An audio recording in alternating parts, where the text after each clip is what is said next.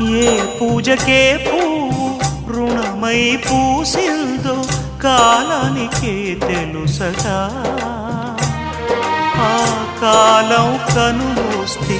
కలగా చెరిగేది జీవితం ఒకటేనడా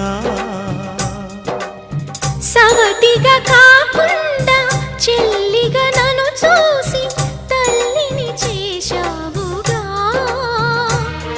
ఈ పారాణి పాదాలు సేవించినా గాని రుణమే తీరదుగా ఇది కలకాలమై ఉండగా